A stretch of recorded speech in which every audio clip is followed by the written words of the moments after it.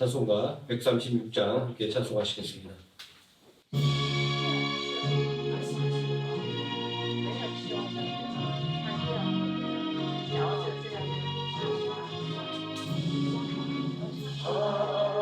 하나의 보금잔치 찾아가신 주 예수여, 이 시간 찾아오사 생명수로 채우소서.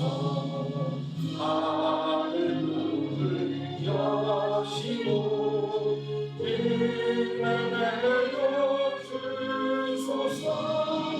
오 주여 넘치도록 가득 채워 주옵소서.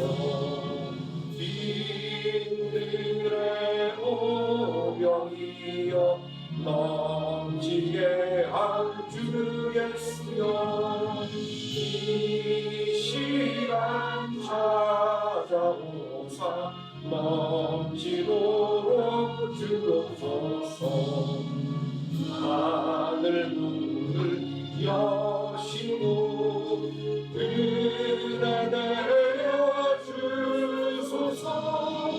오 주여 넘치도록 가득 채워 주옵소서.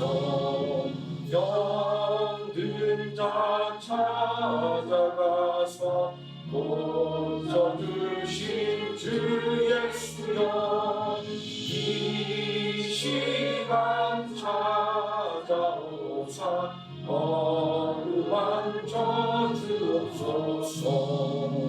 하늘 문을 여시고 은혜 내려 주소서. 오 주여 넘치도록 가득 채워 주옵소서. 제자들 두려울 때 찾아가신 주 예수여, 이 시간 찾아오사 주의 평안 주옵소서. 하늘 문을 여시고 은혜 내려 주소서. 오 주여 넘치도록 가득 채워 주옵소서.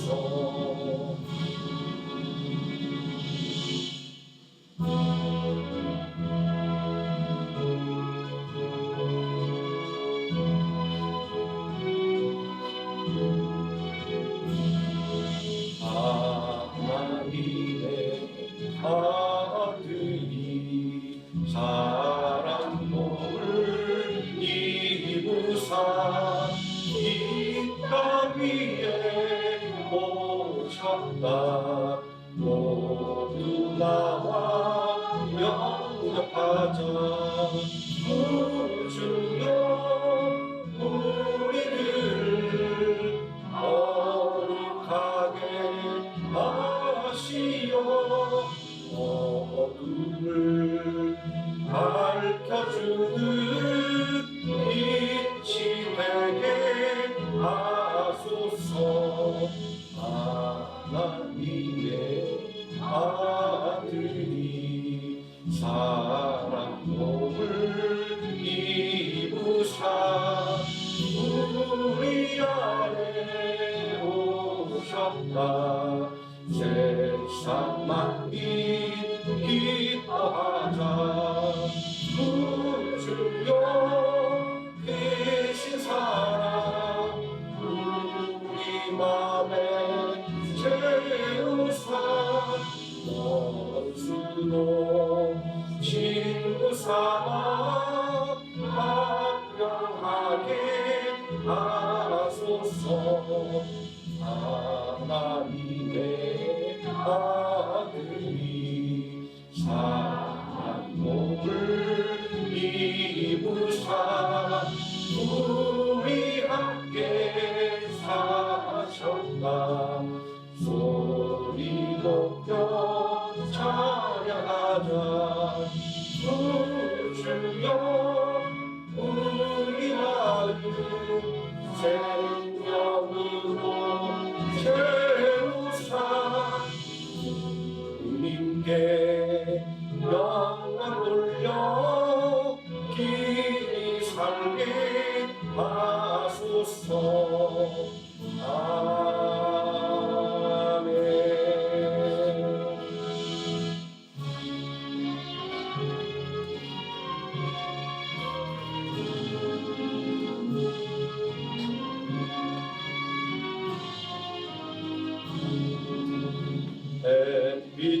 받는 곳마다 주 예수 다스리시고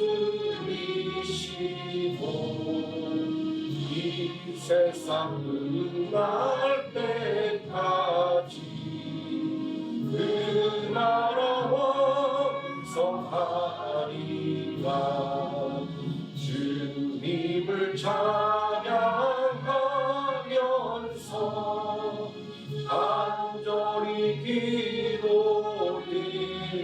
기도드리니 그 기도 향기 되어서 주 앞에 선발하도다. 온 세상 모든 사람들 그 사랑 찬송하도다.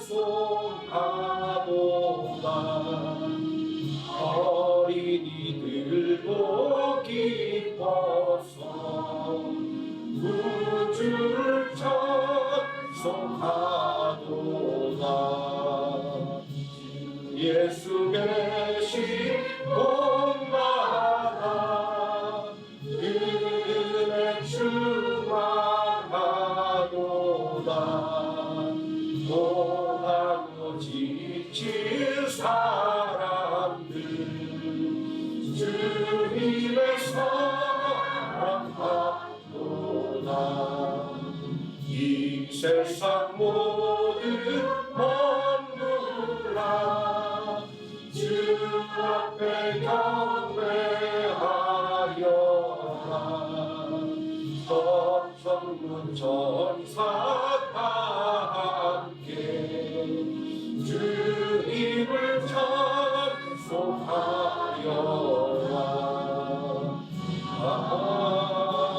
아멘.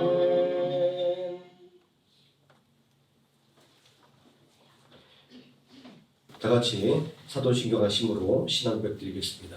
전능하사 천지를 만드신 하나님 아버지를 내가 믿사오며 그의 외아들 우리 주 예수 그리스도를 믿사오니 이는 성령으로 잉태하사 동정녀 마리아에게 나시고 본디오 빌라도에게 고난을 받으사 십자가에 못 박혀 죽으시고 장사한 지 사흘 만에 죽은 자 가운데서 다시 살아나시며 하늘에 오르사 전능하신 하나님 우편에 앉아 계시다가 저리로서 산 자와 죽은 자를 심판하러 오시리라. 성령을 믿사오며 거룩한 공예와 성도가 서로 교통하는 것과 죄를 사하여 주시는 것과 몸이 다시 사는 것과 영원히 사는 것을 믿사옵나이다. 아멘. 찬송가 19장 찬송하시겠습니다.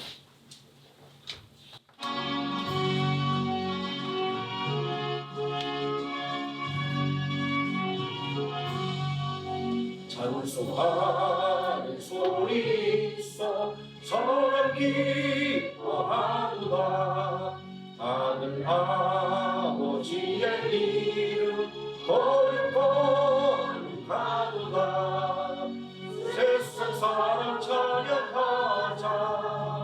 거룩하신 하나님께 할렐루야 할렐루야 할렐루야 아멘.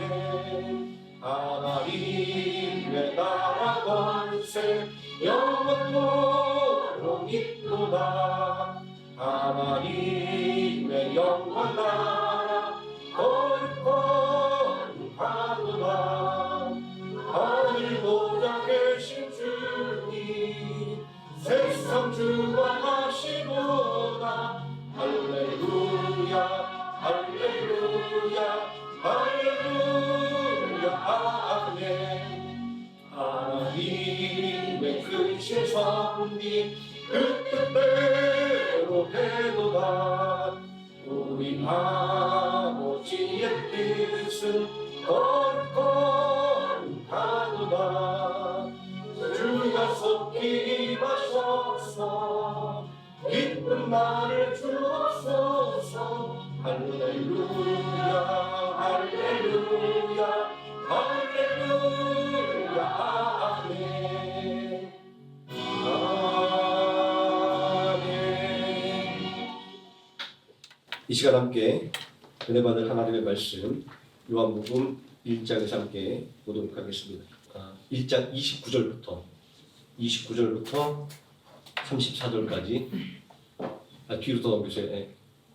29절부터 34절까지 우리 다 같이 한 목소리로 독하시겠습니다.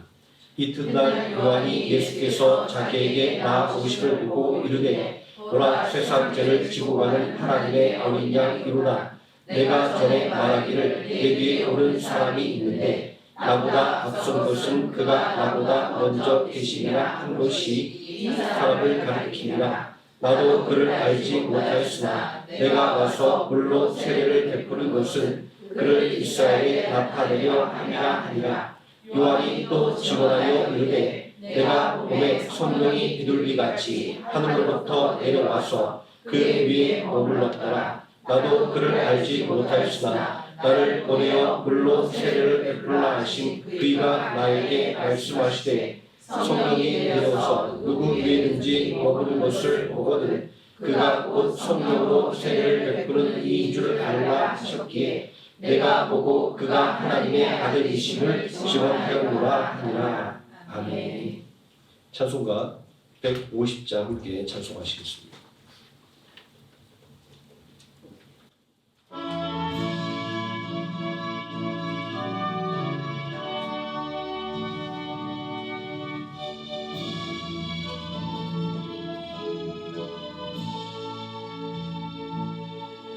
갈보리 산 위에 십자가 섰으니 주하고 나를 당하표라.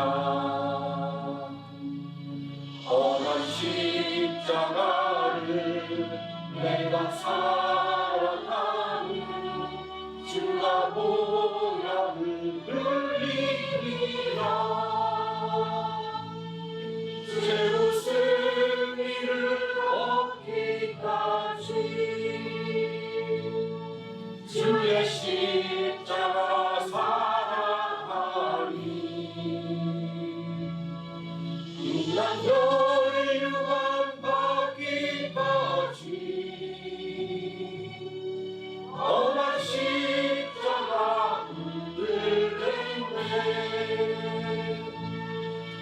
멸시천내 받은 주의 십자가에 나의 마음이 끌리도다.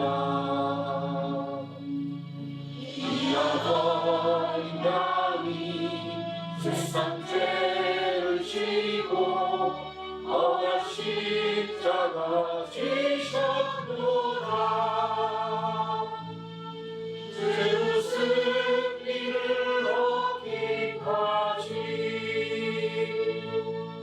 주의 십자가 사랑하리. 인간 혈육안 받기까지 험한 십자가 붙들겠네. 험한 십자가에 주가 흘린 길을 믿는 마음으로 바라보리. 나를 용서하고 내 죄 사하시러 주가 흘리신 보혈이라. 세우신 이를 얻기까지 주의 십자가 사랑하리. 인간 혈육안 받기까지 험한 십자가 붙들겠네. 주님 예비하신 나의 보혈집에 나를 부르실 그날에는 영광 중에 계신 우리 주와 함께 내가 주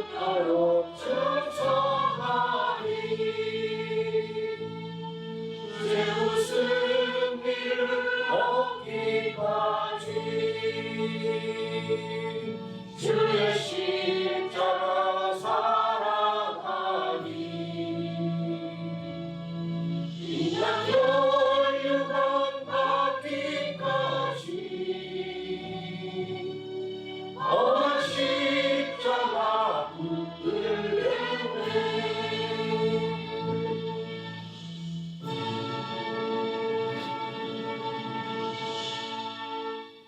이 시간 말씀의 들에서 함께 기도하도록 하겠습니다. 사랑과 은혜가 풍성하신 아버지 하나님, 언제나 우리와 함께해 주시오며 우리 갈 길을 이끌으심을 감사를 드립니다. 언제나 세상 가운데 살아가지만 하나님의 자녀로서의 우리의 본분을 잊지 않게 해주시고 언제나 예비의 자리로 또 성도의 교제 자리로 이끌으심을 감사를 드립니다. 모일 때마다 예수님을 찬양하며 또 이야기할 때마다 예수 그리스도의 은혜와 사랑을 나누는 우리 생명학교의 성도들 되어서 하나님의 은혜와 사랑을 모든 사람에게 온전히 전파하는 능력 있는 복음의 전달자들 되게 하여 주시고 또 하나님의 살아계심을 온전히 증거하는 믿음의 용사들 되어서 우리 주 예수 그리스도의 기쁨과 자랑이 되는 성도 되게 하여 주시기를 원합니다. 아버지 하나님, 이 시간 온전히 하나님의 은혜를 간절히 삼하여 모였사오니 하나님께서 이 시간 이 강단을 통하여 온전히 하나님의 뜻과 능력의 말씀만이 전달될 수 있도록 파수꾼을 세워주시기를 원합니다. 악한 원수박이 조금 더 틈타지 못하게 해주시고 오직 하나님의 은혜만 이 시간 충만하게 임하게 하여 주시옵소서. 예수님의 이름으로 기도드립니다. 아멘. 오늘 봉독한 하나님의 말씀 오직 예수 이름으로만 이라는 제목으로 하나님 말씀의 은혜를 나누도록 하겠습니다. 예수만이 참 길이라면서 그 길만을 걷는 자 적으며 예수만이 참 진리라면서 그 기쁨을 말한 자 적단에 오직 예수님이라고 하는 찬양 가사입니다. 하지만 저는 이 찬양의 가사를 좀 이렇게 바꿔 부르곤 했습니다. 예수만이 참 진리라면서 그분만을 믿는 자 적단에. 우리가 잘 알고 있는 이 기독교라고 하는 이름은 그리스도교를 한자로 음역을 한 것입니다. 자, 그래서 기독교는 그리스도교 그리고 예수교다 이렇게 불려지는 것입니다. 이 이름이 의미하는 것은 기독교의 핵심은 오직 예수님이라는 것입니다. 예수님을 경배하지 않는다고 한다면 더 이상 기독교가 아닙니다. 예수님을 부인한다면 더더욱 기독교가 아닙니다. 오순절 성령 강림 이후의 교회 시대를 성령의 시대라고 부르고 있지만 그럼에도 불구하고 교회의 시대의 주인공은 예수님입니다. 교회는 다시 오실 예수님을 고대하는 것이기 때문입니다. 초대교회 인사는 요한계시록 22장 20절에 기록된 것처럼 마라나타 주 예수여 어서 오시옵소서였습니다. 오늘 우리도 교회와 성도를 위해 다시 오실 예수님을 기다리고 있습니다. 예수님만이 교회의 머리가 되시고 성도의 주님이 되시기 때문입니다. 사도행전 4장 12절은 다른 이로서는 구원을 받을 수 없나니 천하 사람 중에 구원을 받을 만한 다른 이름을 주신 일이 없음이라 하였더라 라는 말씀으로 예수님만이 참된 구원자임을 증거하고 있습니다. 자, 그럼에도 불구하고 예수님이 교회의 머리됨을 부인하고 교회가 예수님의 몸이라는 것을 부정하는 주장들이 있습니다. 스스로를 성령으로 자처하는 사람들, 심지어 자신이 어머니 하나님이라고 주장하는 이들까지 예수님을 부인하는 인사들이 독버섯처럼 자라나 사람들을 유혹합니다. 독버섯의 특징은 먹을 수 있는 버섯과 구별하기가 아주 힘들다라는 겁니다. 또 화려함으로 사람들을 유혹하기도 합니다. 해마다 독버섯을 먹고 생명의 위협을 당하는 사례가 끊이지 않습니다. 자, 마찬가지로 이단과 사이비에 의한 피해가 끊이지 않습니다. 저는 요즘 아침 기도에서 사사기와 그리고 사무엘상 말씀을 읽으면서 그동안 별 관심 없이 읽었던 구절이 눈에 확 들어왔습니다. 첫 번째는 사사기 6장 28절 말씀입니다. 그 성읍 사람들이 아침에 일찍이 일어나 본즉 바알의 제단이 파괴되었으며 그 곁에 아스레가 찍혔고 새로 쌓은 제단 위에 그 둘째 수소를 드렸는지라. 두 번째는 사무엘상 7장 3절과 4절 말씀입니다. 사무엘이 이스라엘 온 족속에게 말하여 이르되 만일 너희가 전식으로 여호와께 돌아오거든 이방 신들과 아스타롯을 너희 중에서 제거하고 너희 마음을 여호와께로 향하여 그만을 섬기라. 그리하면 너희를 블레셋 사람의 손에서 건져내시리라. 이에 이스라엘 자손이 바알들과 아스타롯을 제거하고 여호와만 섬기니라.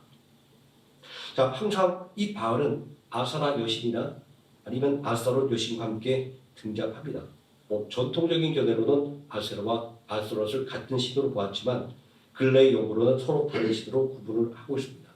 자, 여기서 중요한 것은 바알과 아스타롯 그리고 아세라와의 관계입니다. 고대 근동 지역에서 바알은 최고의 신의 이름이었습니다. 그리고 또 바알은 남편이라고 불리기도 했습니다. 자, 그래서 바알과 아스타롯, 바알과 아세라는 부부의 관계로 설정이 되어 있습니다. 부부의 신인 것이죠. 그래서 항상 바알 신상이 있는 곳에는 아세라 목상이 세워졌고 그리고 아스타롯의 신상이 함께 세워졌던 겁니다. 자, 그렇기 때문에 바알은 성경 곳곳에서 빈번하게 아스타롯과 아세라 여신과 함께 등장을 하고 있습니다.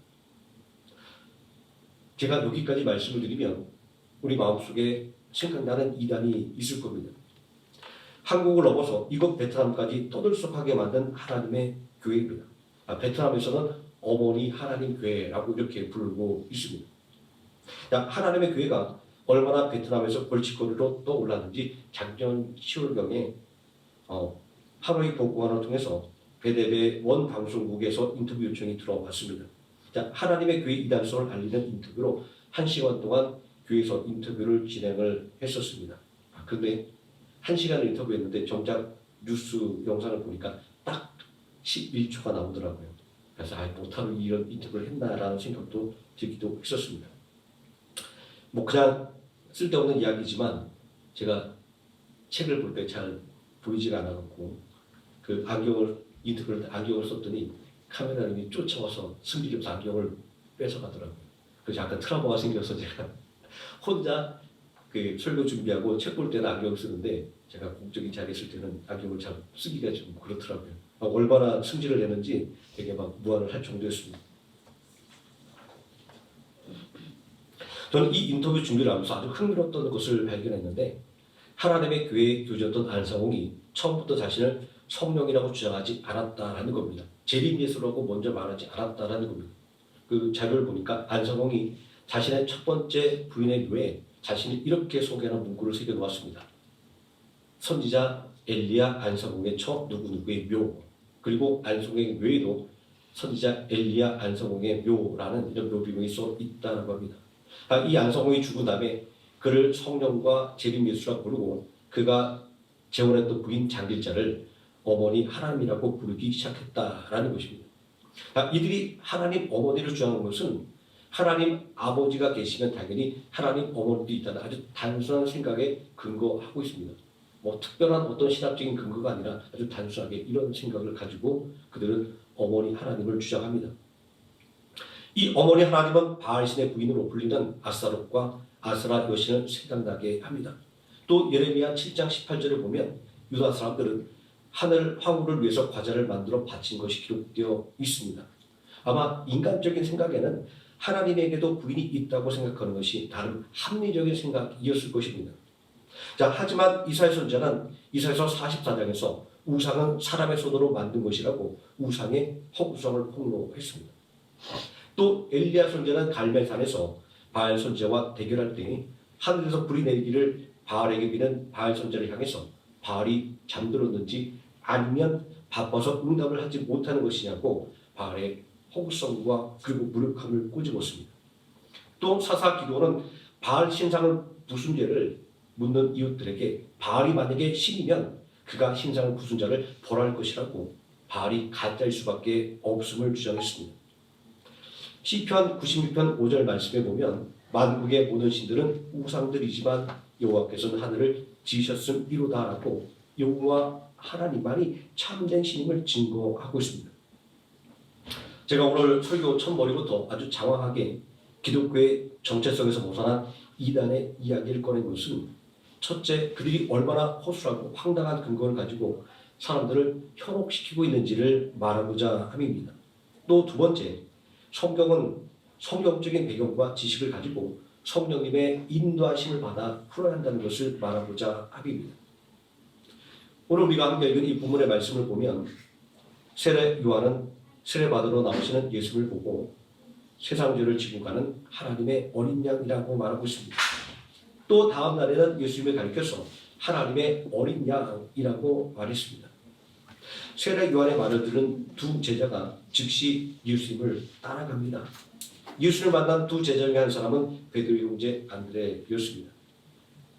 안드레와 또 다른 한 명의 세례 요한의 제자는 예수님을 하나님의 어린 양이라고 부르는 말을 듣고 예수님을 따라갔을까요?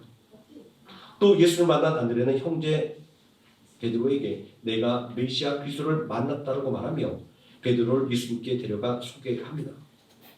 세상 죄를 지고 가는 하나님의 어린 양이라는 말에 어떤 의미가 있기에 안드레는 이 말을 듣고 예수님을 그리스도라고 확신할 수 있었을까요?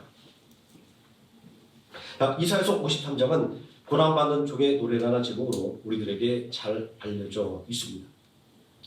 이사야서 후반부인 40장부터 바벨론의 포로로 끌려간 이들에게 회복을 약속하는 메시지입니다.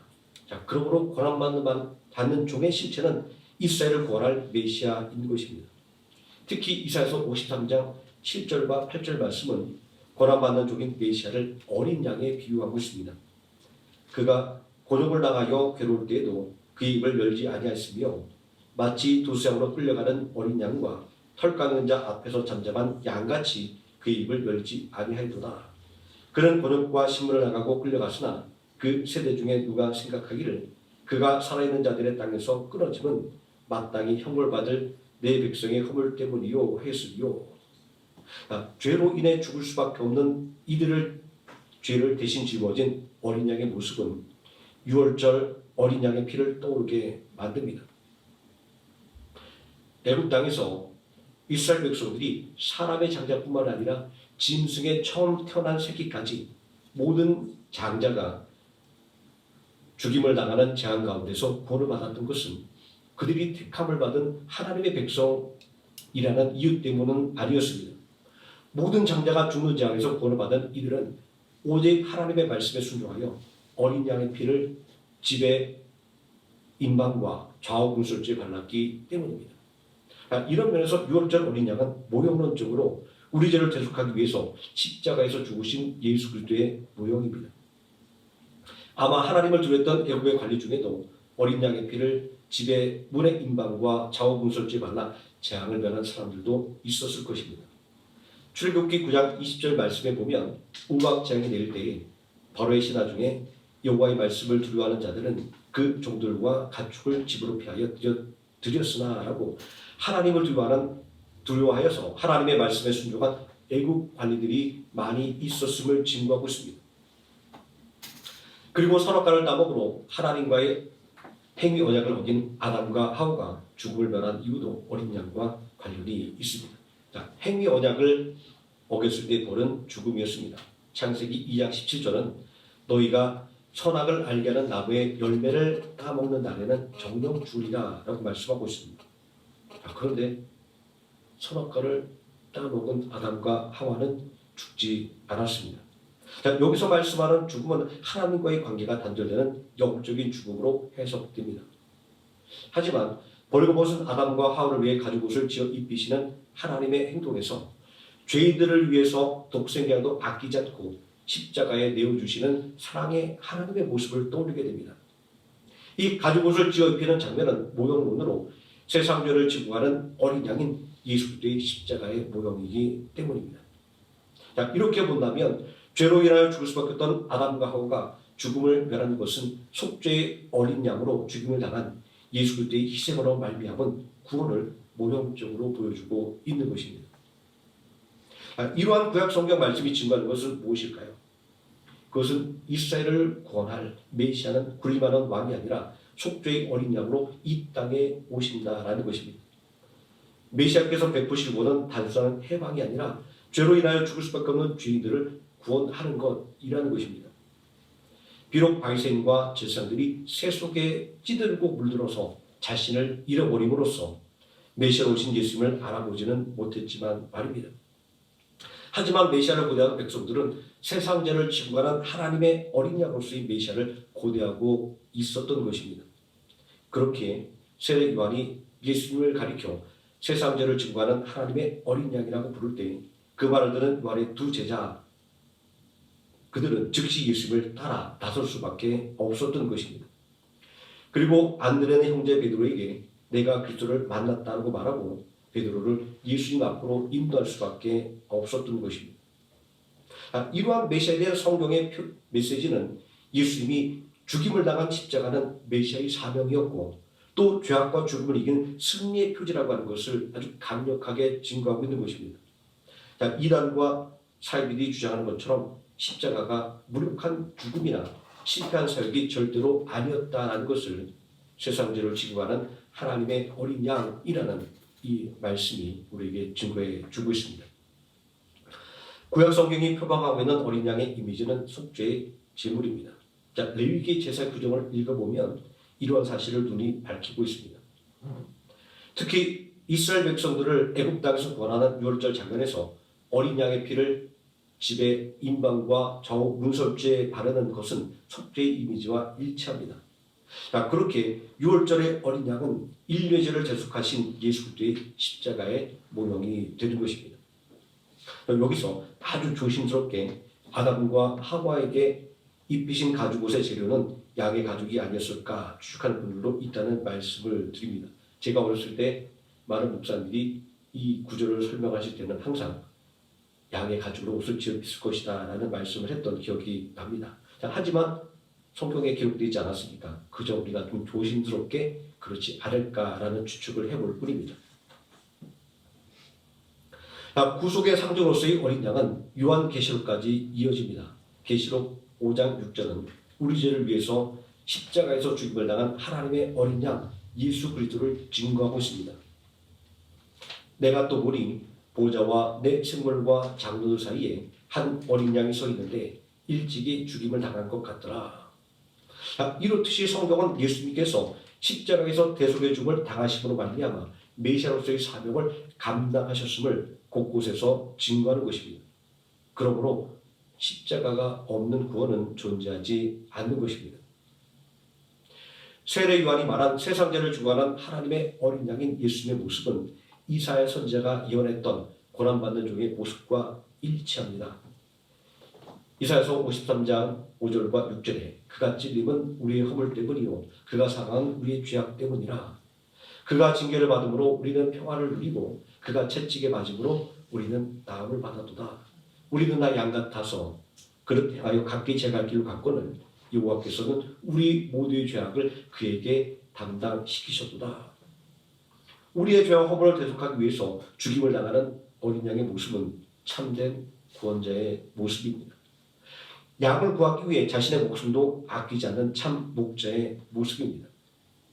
섬김을 받으러 이 땅에 온 것이 아니라 섬기려 하고 도리어 자기의 목숨을 많은 사람의 대속물로 주려 함이라고 하는 마가복음 10장 49절의 예수님의 사명의 선언은 예수님만이 참된 구원자이며 그리고 구원의 이름은 오직 예수 그리스도밖에 없다는 것을 증명하는 것입니다. 이 땅을 새롭게 만들고 죄를 구원할 메시아는 이처럼 속죄의 어린 양으로 오시는 것입니다. 유대 백성들과 경건한 신앙이들은 바로 이러한 메시아를 고대했던 것입니다. 사도행전 8장 26절 이하의 말씀에 보면 에디오피아의 간다게 왕의 국고를 맡은 넷이 간다게의 이야기가 기록되어 있습니다. 이 에디오피아라고 나라는 지금 이슬람 국가인 것처럼 보이지만 에디오피아 정교회를 세웠을 만큼 아주 오래된 기독교 신앙을 가진 나라입니다. 현재도 인구의 45%가 에디오피아 정교회 그리고 18%가 개신교인입니다. 간다게는 예루살렘에 예배하러 왔다가 돌아가는 길이었습니다. 우리는 오순절 성령 강림을 통해서 전 세계에 흩어진 경건한 유대인들과 그리고 또 이방인으로서 유대교인 된 자들이 명절 때마다 예루살렘으로 성지 순례에 온다는 것을 우리는 확인할 수 있었습니다. 간다게 또한 성지 순례를 마치고 돌아가는 길이었던 것입니다. 간다게는 수레에 앉아서 이사야 선지자의 글을 읽고 있었습니다. 근데 어떻게 빌립은 멀리서 수레를 타고 가는 이 감당이라고 하는 내시가 이사야서의 말씀을 읽고 있다는 것을 알 수 있었을까요? 옛날에는 책을 소리내서 읽었다라고 합니다. 우리 어렸을 때 책을 소리내서 읽었던 기억이 다 떠오를 겁니다. 우리 조상들도 서당에서 하늘천 땅지 거무령 누루와 이렇게 읽었고, 또 어른들도 공자왈 맹자왈 이렇게 소리내서 책을 읽었던 전통을 갖고 있습니다. 자, 마찬가지로 이 간닥에도 당시 고대 관습에 따라서 성경을 소리내서 읽었기 때문에 빌립 집사가 간닥에에게 전도하러 쉽게 다가갈 수가 있었던 것입니다. 이 간닥에가 읽은 말씀은 이사야서 53장의 말씀, 고난받는 종의 노래였습니다. 특히 이 간닥에는 이 말씀 중에서 7절과 8절에 있는 말씀을 읽으면서도 이해할 수가 없어서 고민하던 차에 빌립을 만나서 성경을 배우게 된 것입니다. 간닥에는 이 고난받는 종이 어떤 기회를 묘사한 것이다라는 것은 짐작할 수 있었지만 그 사람이 이사야 선지자를 말하는 것인지 아니면 다른 누구를 말하는 것인지 도무지 알 수가 없었습니다. 이런 면에서 성경은 읽기만 해서 되는 책은 아니라 배워야 되는 책이고, 그리고 성령님의 인도하심을 받아야만 이해할 수 있는 책이라는 것을 알 수 있습니다. 베드로후서 3장 16절은 성경을 자기 마음대로 풀다가 멸망에 이른 자도 있다라고 경고하고 있습니다. 바울이 쓴 편지 중에서 알기 어려운 것이 더러 있으니 무식한 자들과 굳세지 못한 자들이 다른 성경과 같이 그것도 억지로 풀다가 스스로 멸망에 이르느니라 라고 말입니다. 옛날부터 오늘의 일기까지 이단과 사이비들이 성경을 해석하는 방법을 보면 이 말씀이 얼마나 정확한 것인가를 알 수 있습니다. 성경은 자기 마음대로 이해하는 것이 아니라 초대교회부터 내려왔던, 그리고 유대교에서부터 내려왔던 해석학적인 전통과 그리고 성령님의 인도하심 받아야만 온전하게 이해할 수가 있는 것입니다. 이것이 바로 오늘 우리가 집에서만 신앙생활하는 것이 아니라 교회에 모여서 함께 예배드리는 이유인 것입니다. 빌립은 이사야서 53장의 말씀을 통해서 예수님께서 고난받는 종이며 세상 죄를 지고 가는 하나님의 어린 양이고 참 메시아라는 것을 증거하였습니다. 빌립을 통하여 예수님께서 구원자 그리스도이신 것을 깨닫게 된 간닥에는 주장 없이 그의 신앙을 고백하기에 이르릅니다. 사도행전 8장 36절에 길 가다가 물 있는 곳에 이르러 그 내시가 말하되 보라 물이 있으니 내가 세례를 받음에 무슨 거리낌이 있느냐라고 간닥의 외적인 신앙 고백이 기록되어 있습니다. 예수님께서 구원자이심을 깨닫게 될 때 간닥에는 세례를 받음으로써 자신이 그리스도인이 되었음을 세상을 향해서 선포했던 것입니다. 사도행전 8장 39절 말씀은 예수님에 대한 신앙을 고백하는 이 간닥의 마음속에 기쁨이 충만하게 되었다라고 기록하고 있습니다. 자, 죄로 인하여 죽을 수밖에 없는 인생이 예수 그리스도로 인하여 구원을 받게 되었는데 어떻게 그 마음이 기쁘지 않겠습니까? 마음에 고민하고 이해하지 못했던 그 진리를 깨닫게 되었는데 어떻게 기쁘지 않을 수가 있을까요? 율법으로는 얻지 못할 은혜를 믿음으로 말미암아 얻은 자의 기쁨에 대해서 다윗은 이렇게 고백한 바 있습니다. 불법이 사함을 받고 죄가 가려짐을 받은 사람들은 복이 있고 주께서 그 죄를 인정하지 않을 사람은 복이 있도다라고 말입니다. 수많은 실수와 잘못을 범했던 다윗의 인생을 생각해 본다고 한다면 그가 하나님께 받은 은혜를 이렇게 고백할 수밖에 없었던 것을 우리는 이해할 수 있습니다. 이러한 다윗의 고백은 오늘 살아가는 우리들의 고백이기도 합니다.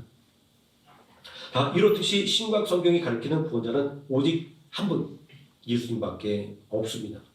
자, 그렇게 사도 베드로는 예수 이름 외에는 천하 사람 중에 구원을 받을 만한 다른 이름을 주신 적이 없다고 담대하게 선포할 수가 있었던 것입니다.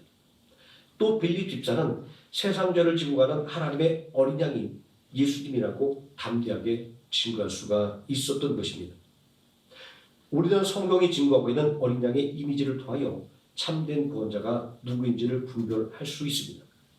속죄의 어린 양으로 오신 그리스도는 죄를 구원하기 위해서 자신의 목숨을 조금도 아끼지 않았습니다. 목자가 양을 위하여 목숨을 바치는 것처럼 말입니다. 하지만 거짓 목자 그리고 사꾼 목자는 양을 자신의 이익의 재료로 삼는 자입니다. 그래서 에스겔서 34장의 말씀을 보게 되면 양떼를 먹이지 않고 자기 배만 채우는 거짓 목회자들을 질책하고 있습니다. 또 로마서 16장 18절도 우리 주 그리스도를 섬기지 않고 다만 자기들의 배만 채우고 교활한 말과 아첨하는 말로 순진한 자들의 마음을 미혹한다라고 거짓 목자들을 고발하고 있습니다. 사람들을 미혹하여 자신의 욕심을 채우는 이들의 형태는 성경이 증거하고 있는 그리스도의 모습과 전혀 어울리지 않습니다. 성경이 증거하고 있는 예수님의 모습과 조금도 닮아 있지 않습니다. 병들고 연약한 자를 불쌍히 여기시는 예수님, 어린아이같이 연약한 자도 사랑으로 품어주시는 예수님, 그리고 죄인들의 친구가 되어주시는 예수님, 회개한 자를 용납하여 주신 예수님, 이러한 모습이 그리스도이신 예수님의 참된 모습입니다.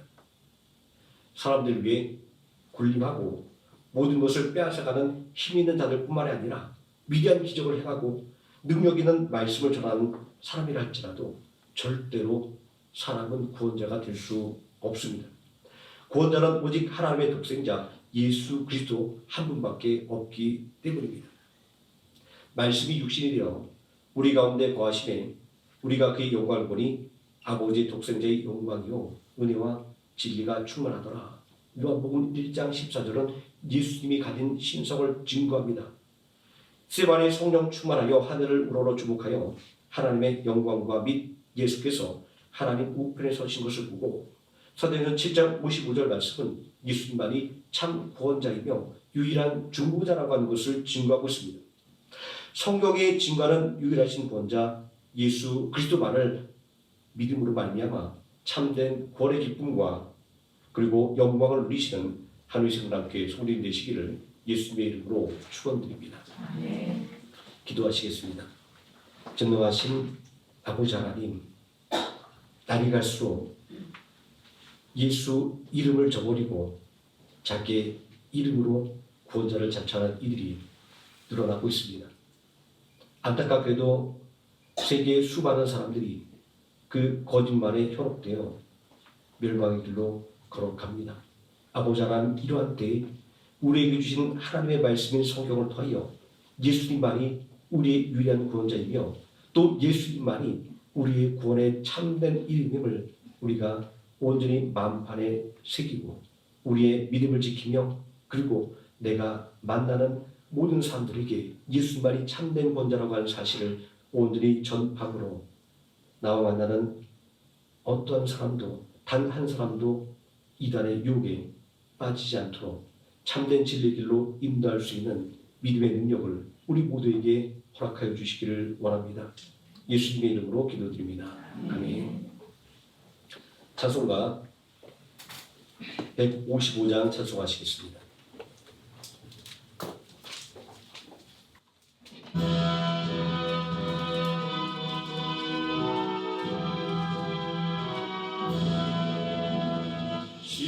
십자가 지고 주님 가신 길 붉은 피 흘린 고난의 길 우리 죄 모두 지고 홀로 가신 길 이 길은 고난의 길 승리의 길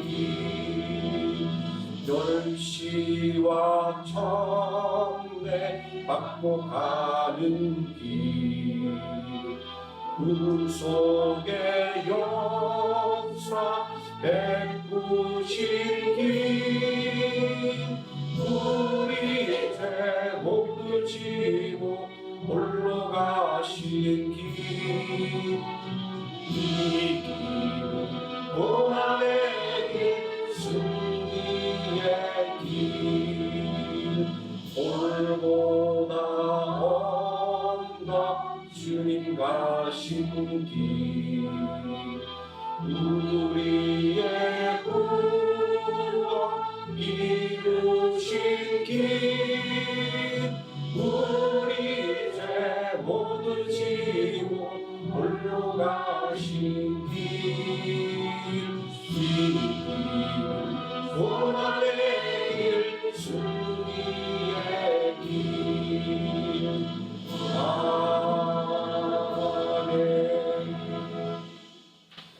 말씀드리겠습니다. 오늘 목사님이 13일 토요일 밤에 하노이로 돌아오십니다. 그래서 14일 주일 예배를 같이 드릴 수 있다라고 연락을 받았습니다. 그리고 예배 순서에 관해서 제가 조금 길게 안내 말씀을 드리겠습니다. 우리가 항상 수요 예배, 금요 예배는 주기도로 예배를 마쳤었는데 그때 저에게 이렇게 물으시는 분들이 계셨어요. 왜 목사님 축도를 안 해주시냐고. 그래서 제가 먼저 거기부터 설명을 드릴게요. 그때는 제가 부목사로 있었고 주 예배는 원래 이제 가장 공적인 예배이기 때문에 제가 강단에 설 때도 축도를 했지만 수요 예배, 금요 예배는 담임 목사님이 계셨기 때문에 그냥 주기도문으로 예배를 이렇게 마쳤습니다. 그래서 그때는 제가 축도를 하지 않았던 거고요. 그리고 제가 작년 담임 목사를 취임을 하고 이제 그 말씀대로 제가 다시 준비했던 건 뭐냐면 이 목사에게 유일하게 부여되는 것 중에 하나가 축도의 권한입니다.